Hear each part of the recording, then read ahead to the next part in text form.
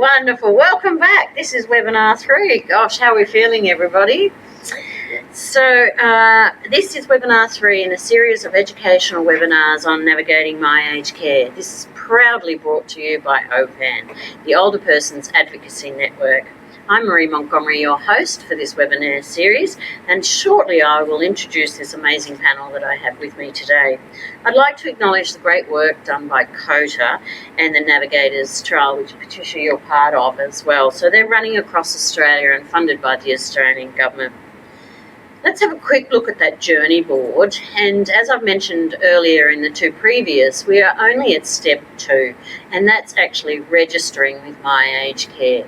And we're trying to extrapolate all the different facets of registering and looking at how we can assist, particularly with the call centre and also the new website, and help with services, I guess, and understanding and navigating the actual aged care service.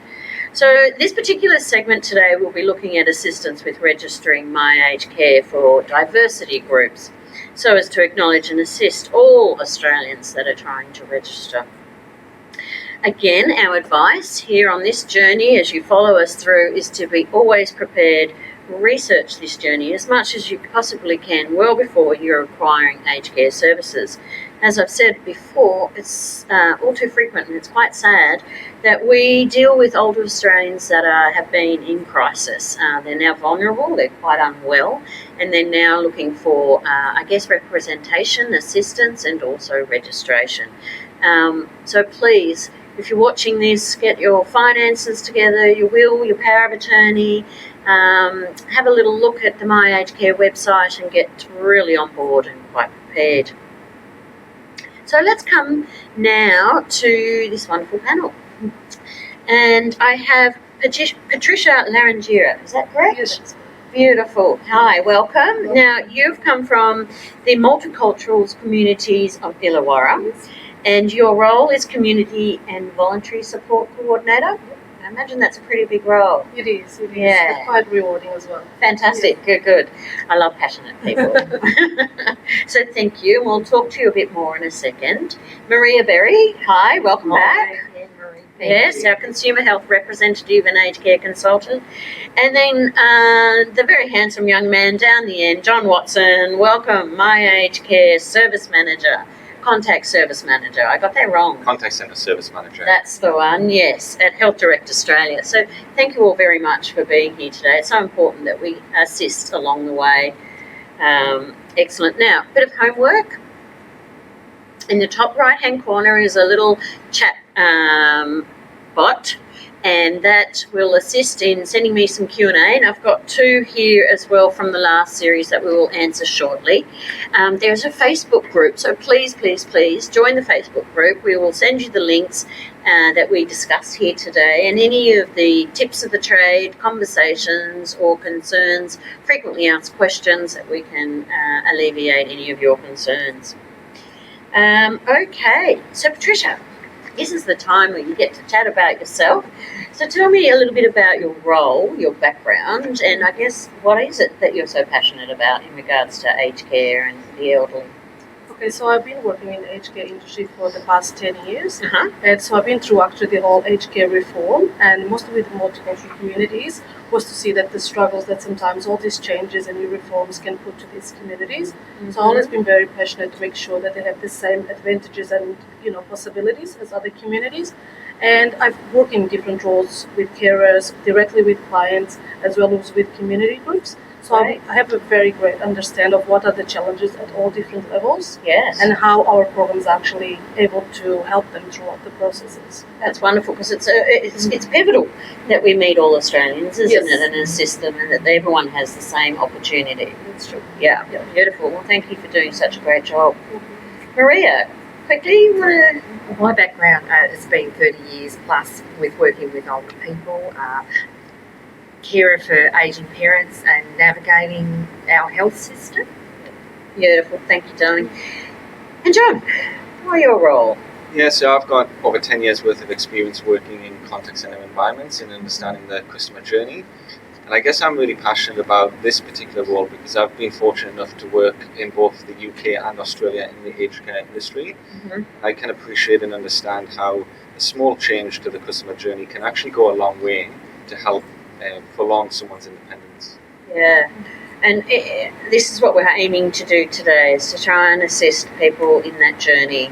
Yeah, and thank you so much, John. Thank you for that. All right, so let's really look at, the overall essence of this particular webinar today is assisting in registering with My Aged Care for diversity groups. So I guess first and foremost, what does My Aged Care do, or how do they recognise specific cultural concerns? Yeah, absolutely. So when somebody contacts My Aged Care for the first time, Mm-hmm. we have a range of different services in place to ensure that they can speak with us. Yeah. I know we touched on this in the previous webinar, but that's translation services and interpretation services. Uh-huh. And we've also got the national relay service as well. So if there's any barriers in terms of communication, we can help them through those services. But also when we're creating a client record in the aged care system, Yeah. we do ask questions to identify the person's background and any specific communication preferences that they may have and want to see throughout their aged care journey. Okay, beautiful. And would you liaise with any other groups at all to assist? That's just a question that's come to my head. Yeah, so we've got a lot of information on the My Aged Care website. Okay. Under the Contact Us section, we do have an accessible service and information section. Okay. Is a lot of the information and communication has been translated into different languages.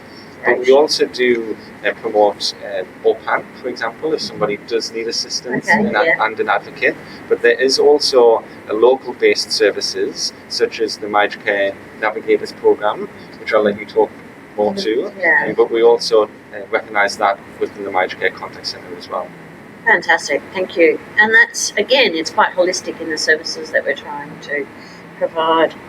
So I guess, Patricia, what about PCAC, Partners in Culturally Appropriate Care. So tell me a little bit about that background. Okay, so PCAC is a national government-funded program that is present in each state. Mm-hmm. And as the name says, it's really to work in partnerships with communities and families, as well as the aged care service providers, government agencies, and any big bodies that have a bit of influence within the policy and creating services for the aged people. Okay. That the issues are actually communicated to these services, and they can work to create culturally inclusive services that cater for their needs, as well as their challenges as well. Yes. Yeah.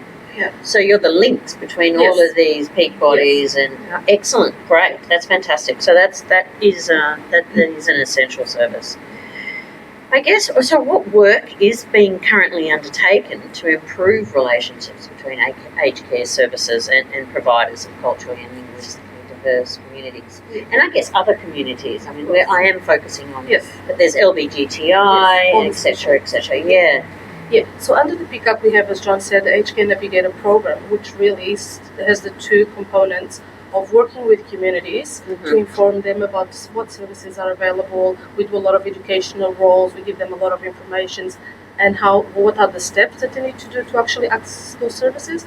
And then on the other side, if they need a little bit of extra help, we can do the one-on-one support that we can talk a little bit more about later. Yeah. When they actually need to reach the services. So we inform them, we empower them, and then if they need that extra help, we can provide them as well. That's fantastic. I love the way you just summarise that. We inform, we empower, and then we can give extra help. That's fantastic, and that's exactly what we're trying to do here as well, is to provide information and a step-by-step guide of how to get to My Aged Care or your aged care services, because they're all individual aged care, like your what comes into aged care. You're the beauty, the colour of it all. Yeah. Gorgeous. Okay, so let's talk. We did briefly before about representatives, because I think that's really pivotal here as well. So I'm going to go to you, John, first. Let's talk representatives again. Yeah. Yeah. So the process of becoming a representative for a client starts at the very beginning of the My Aged Care journey. As part of the registration process, we actually do ask if that client would like a representative. And that representative doesn't necessarily have to be actively involved in the client's decision-making process or their MyHK journey at that stage.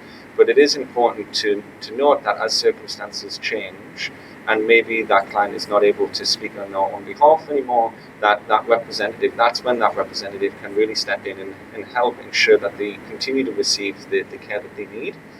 So it's a conversation that's had at the very beginning of the aged care journey, but it's also a conversation that can be had at any time throughout the aged care journey as well.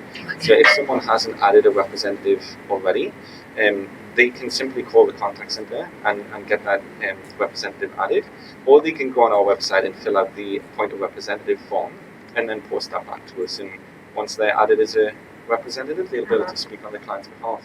Right, so I think we're looking there for the form. Is that the one just there? Excellent. That's the form. Beautiful. So my aged care appointment of a representative form. And on that form, it goes into a lot of detail about what a representative can do, and also what's required to become a representative, and the two different types of representatives as well. Okay, so there's legal and regular, is that correct? It's an authorised representative, which is when a client is no longer able to make their own decisions, and that's usually appointed through legal documentation or needs to be supported with documentation. And then you've got the regular representative, which anyone can be, and that person can simply be added over the phone or through this form. Okay, great. And Patricia, where does your role fit into that sort of assistance? Yeah, I think it's really important. So we do a little bit of the before work until we get to that stage, that we really, when the client comes to us and he says they don't feel confident to go through the process, we try to include families as much as you can and try to see what other supports, informal supports could be there, and then work as a representatives to support the person through the journey. In some instances, though, it happened that we have to become the representatives at least at that initial stage, which we do, and then we'll guide them through that. So that it falls on our role as well sometimes to become the regular representatives. Oh, that's a large role, isn't it? Is. Yeah, It is. absolutely. So how many people just, and again, this is something we haven't talked about, so she doesn't know the answer, So what sort of, in your community, what would be the sort of numbers of people that you would be helping on a, frequent basis? So we've got around 2 to 3 cases a week. Yes? And it might seem not like much, but with working with culturally and linguistically diverse communities, there's always additional help that they need. So it's not doesn't stop at a phone call. It's to say you gotta call MyHK or we can call MyHK with you. It doesn't really stop there. The person usually requires a lot of all the additional support. So those 2 to 3 clients can drag a little bit, so it becomes a little bit of I'm sure it's quite detailed and in depth. Yeah. Fantastic. All right, so I guess what are some of the challenges that would face people from a diverse kind of background? Do you want to go with that one first? I can just start briefly. Usually I tend to say it's language barrier, but I think it's a little bit beyond that. Yeah. It's really because, if they never heard about MyHK or the HK system, they will not know what it is. They're quite scared sometimes what it is, or it's a government program and I don't know what to do, they don't want to say anything wrong. Sometimes they don't know what to ask for. So that's when they need a little help. If you explain to them what services are available, tell me your situation, and we can kind of suggest what could be something that could work for you. Then when they call MyHK, they can actually say what they need. Because sometimes it's really hard to make a call and say, I need help with personal assistance. They might just say, oh, I need some help with shower. So we say, shower, it's personal. So we help with those little bit around the communication. Oh, good. Yeah, so it would be advisable then to seek both of you at the sort of same time. Would that be if we're giving advice to, like you said, you're like the communicator assistants, would it be better for MyHK as well to have someone like Patricia on board already done the briefing before they call you? Not to say that they have to, but... Yeah, absolutely. I think it just really depends on the client's circumstances. They may contact MyHK and then find that the process is just a little bit overwhelming and they weren't able to make to understand what the journey entailed, and that's where they might actually start looking at the MyHK website and some of the resources that we have on there. Or they might start to speak with advocacy networks and then trying to seek more local-based services that could actually be a bit more of a personal approach to aged care services as opposed to speaking with a contact centre. Yeah, absolutely. And thank you for bringing up advocacy services, because there are 9 across Australia, 9 particular offices, each one in each state. There's 2 in the Northern Territory, whereas OPAN is that national body. So 1-800-700-600 is the OPAN number. That will get you through to the state, if you're a state representative, if you need advocacy services, who then can put you in touch with wonderful people as well. So fantastic. Thanks for that, John. Alrighty, let's see, what do we think we should talk about next, people? Navigators trial. We were going to discuss that a little bit. So do you want to have a little chat about the Navigators trial that you're doing in regards to aged care? Yes, so the Aged Care Navigators trials programs are really to go at that initial point where you actually tell people and communities about the aged care system, how it works, what are the steps that they need to do. So it's more of an educational role. So we do a lot of work with communities in that sense, and then we have the option of the one-on-one where the person actually says, yes, I need some help, and then we look more at their case and what sort of help do they need. And it's really about breaking down the system and how it works. Because when they say, oh, I just need help, they don't really understand that there are different systems, different funding, and all different steps to each one. So it's really about, and having someone face to face and telling them that is very reassuring for people to say, look, even if I don't understand this clearly and I don't know what to do, at least I've got someone to come to and just to clarify things for me. And that helps families as well. Because sometimes families, they want to help as well, but they're not quite clear how it works. But just having that bit of information, they said, oh, okay, I can do that for mom now. It's very easy, I'm doing it. So that's okay. Just that reassurance that someone is there for them. I think that is such a pivotal point as well, because even for someone that's been in health and in aged care for 35 years, sometimes you don't know where you're going to go next, or what do I need to do next. So I think that's, and it must be so much more stressful if you cannot communicate. Yes, and I think it's just that having to tell the story over the phone to someone, if you don't really know what's on the other side, can be a bit overwhelming for them as well. So if they know what's expected, John said, if they know what are the steps, they'll be more confident because they know what to expect. And John's explained that quite well today. Do you want to go over a little bit what someone should expect again at the end of the line? So at the My Aged Care Contact Centre, we take roughly 120,000 calls a month. That's amazing. So we do understand that a lot of people do want to communicate with us over the telephone, and some people who can't, that's where your system comes in through the navigators. But in terms of if someone does contact the My Aged Care call centre, we've got around 400 agents waiting to take a call, and they're certified in aged care. They're not clinically trained, but they are able to answer any questions about the My Aged Care journey, and really to highlight to a client what needs to happen next if they do want to start on the pathway to subsidised services. Brilliant, excellent, good. So we've got some questions. We're going to go to Q&A. So there were 2 previous questions from the last webinar, so we'll just quickly look at Janet. Is there any advantage, and this is to you, John, registering before supports are required? Yeah, absolutely. So what would happen in that circumstance would be the client would call up, they would be looking for information about My Aged Care, and then we would create a record in the system for them, and we could add a representative at that point if they do have someone who they would like to appoint, and then they can leave the record there so that it is ready when they come to seek services. If we start on the aged care journey too soon, so before someone meets the eligibility criteria, they may be, they might not progress to a face-to-face assessment because there is an eligibility criteria, but absolutely, in the first instance, if someone simply wants to create a record in the My Aged Care system, that can be done, and that's one of the steps already done should the person need to access services urgently. Okay, lovely. Yeah, being prepared. Okay, fantastic. Now there's one from Daniela, and I think, Daniela, thank you for your pivotal questions. I think you're in the last webinar as well. 80% of older Aboriginal people live in urban environments. What navigator supports will be available? Translators are often inappropriate. So So there's two questions there, really. Yeah. I think our program is really focused on the multicultural communities, but looking at that example, for example, is really the navigators can go into the one-on-one situation with the person, take a little bit of the history, and then if being on the phone is not an option, we can always, that's another support that I think is really relevant, that you can do online referrals through the MyHK website.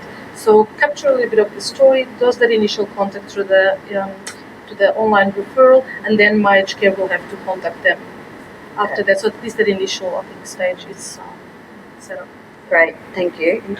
Yeah. I guess it's worth noting as well that we understand that although we've got services in place that will remove any language barriers or communication barriers with people trying to call MyHK, we also have processes in place to ensure that if somebody was to contact the MyHK call centre, third party was to contact the MyHK call centre on behalf of the client, because if we've got someone who has got a vocal impediment or a hearing impediment, Yes. they might not actually be able to use the national relay service if they don't have access to a computer. Yes. So then we can have a third party call the MyHK contact centre, and we can ask the questions that we would normally ask of the client to the third party to ensure that they move along the MyHK journey and that these barriers don't prevent people accessing the services that they require. Beautiful. Yeah. So it is pivotal that we capture everybody and provide an opportunity for everybody. A lot of the services that we have in place, like the translation service and the national relay service, they do require some access to technology, either a phone or a computer. So if there are instances where people don't have access to that technology, we can ensure that they continue on the journey. Yeah, beautiful. Excellent. And I must just add, it might be something that we can actually help with the navigators, I assume. So if they don't have a mobile phone, we can actually bring ours and bring the technology to them in rural and remote areas so they can actually have access to it. Yeah, and there's many innovative ways that we're looking at trying to get access to everyone, particularly rural and remote, but also, even urban minority communities, it's so important that we, I guess, extrapolate and see where we can do better. Yeah, excellent. Maria, what are your thoughts on I guess, MyHK for areas of diverse group? Yeah, absolutely. I think I've drawn a lot out from this conversation today, and I'm going to draw on Patricia and John's comments. In a past experience, this is just an example, in a professional role, I took a phone call from a lady who was Italian. She did have a cognitive impairment, and of course my name's Maria, so the language was in Italian. And I thought, right, what am I going to do here? Now, the first thought was that, one, did this lady have representation? Was there another person that could be contacted? And was there another way of either a face-to-face or what I could do in this situation? This lady help. And the other thing too is also understanding, like Patricia said, it's not just about the language barrier, it's the whole understanding of the system, of our aged care system. And in past experience working with some ambassadors from a project called Speak My Language, Okay, yes. they actually mentioned quite a lot. There wasn't a word in a particular culture for dementia. So the wording that I'm using on the phone or doesn't exist. So that was a really powerful point for me. Yeah, so I think all of the combined and resourcing those third parties that can come in the picture to make sure that people don't slip through the system and they have access to their services. Absolutely. Yeah. Beautifully put. Thank you, Maria. Thanks for that. We're going to have where's my English lesson?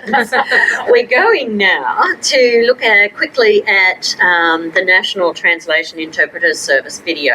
We did have a representative coming to join us today, but sadly they couldn't make it. So let's just have a quick look at that video so it gives an idea of how to access interpreter services. Take it away.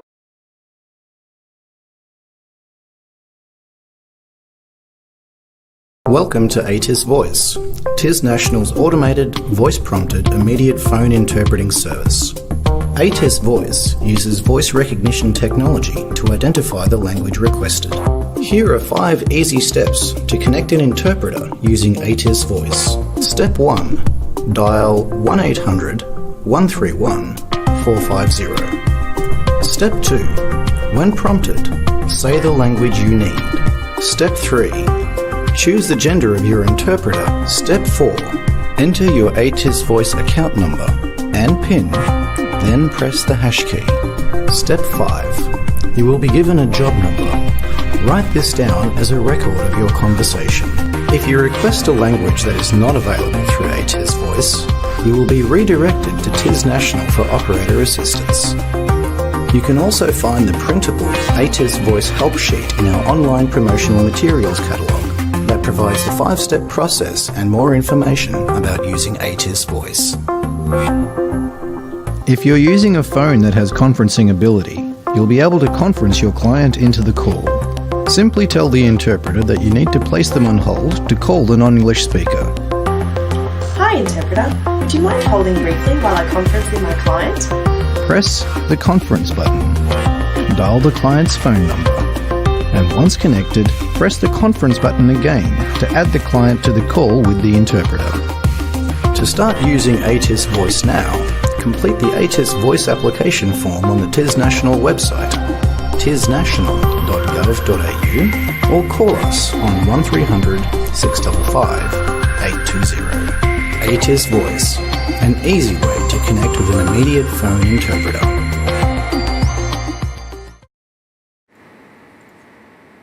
So welcome back, and that's a great little video. It's very practical of how it works with the interpreter service to assist in communication with particularly I guess my aged care services, but also someone like yourself, Patricia, and any of the, I guess, assessors out there as well would definitely be able to utilise, or anyone working in aged care services.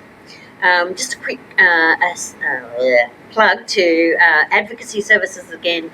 Don't forget that they're there to assist and I guess empower you to engage with my aged care. Now, whilst that video was going, we were having a little chat about how wonderful it is to have a fantastic panel, but some of the anecdotal stuff. So, John, you were saying that recently you went to a training. Yeah, so we recently rolled out some training to all of the contact centre to help the agents who take calls understand the position that vulnerable clients may be in, or clients with diverse needs. And it was just a really powerful exercise to go through the My Aged Care journey as a client. And I think one of the exercises was just to look at all the different pamphlets and information which is available all on one table. And it was a very good visual representation of how overwhelming the process can be if you don't know where to start. So we would just encourage people to start educating themselves, start looking at the My Aged Care website, give the contact centre a call to really understand how their journey should start and what it is that they would look to have when services are in place and the services that they think they may need help with. Yeah, absolutely. Absolutely. And I guess also just know your communities as well, you know. Yeah, excellent. Well, I think we're coming towards the end of our last webinar. That's a bit sad. We won't have another one there's a special one coming up in Darwin, 9th of August. Then the next one will be actually going into the 3rd step, which will be looking at types of assessments. So looking at ACATs and RAS assessments, what that means, what then you'll split off into other little journeys as well. So it gets a little bit deeper through the map of My Aged Care. I'd like to take this opportunity to thank you all very, very much for your amazing input today. Anything we can do to assist anyone out there who may be vulnerable and in crisis to access My Aged Care, and as you beautifully put, it can be overwhelming at times. And so we're all here with the one aim, and that is to assist older Australians access aged care services. So please join our Facebook page and have a discussion. If you have any inquiries at all, it is inquiries@opan.com.au. And if you require advocacy services or in need, 1-800-700-600. again, thank you so much, everybody, and I wish you all the best today. Thanks. See you guys. See you in the next one.